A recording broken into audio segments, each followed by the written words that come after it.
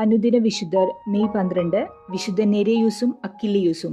4-ാം ശതാബ്ദം മുതൽ ഇവരോടുള്ള ഭക്തി പ്രഖ്യാതമാണ്. വിശുദ്ധ ഫ്ലാവിയ ഡൊമിറ്റിലയുടെ ഭൃത്യന്മാരായ സൈനികരാണ് വിശുദ്ധ നെരേയൂസും അക്കില്ലിയൂസും. ഡൊമീഷ്യ ചക്രവർത്തിയുടെ ആജ്ഞയനുസരിച്ച് രാജകുമാരി ഫ്ലാവിയയുടെ കൂടെ ഇവരും പോൺസിയ ദ്വീപിലേക്ക് നാടുകടത്തപ്പെട്ടു. അവിടെ ട്രാജൻ ചക്രവർത്തിയുടെ കൽപ്പന പ്രകാരം അവരുടെ കഥ കഴിച്ചു.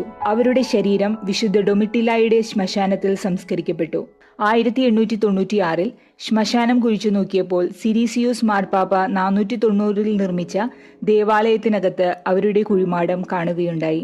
അവരുടെ രക്തസാക്ഷിത്വം കഴിഞ്ഞ് 200 വർഷത്തിനു ശേഷം ഗ്രിഗോറിയോസ് മാർപ്പാപ്പ ചെയ്ത പ്രസംഗത്തിൽ ഇപ്രകാരം പറഞ്ഞു: നാം ആരുടെ പാർശ്വത്വം സമ്മേളിച്ചിരിക്കുന്നുവോ ആ വിശുദ്ധർ സമാധാനവും സമ്പത്തും ആരോഗ്യവും വാഗ്ദാനം ചെയ്യുന്ന ലോകത്തെ വെറുക്കുകയും ചവിട്ടിത്തേക്കുകയും ചെയ്തു.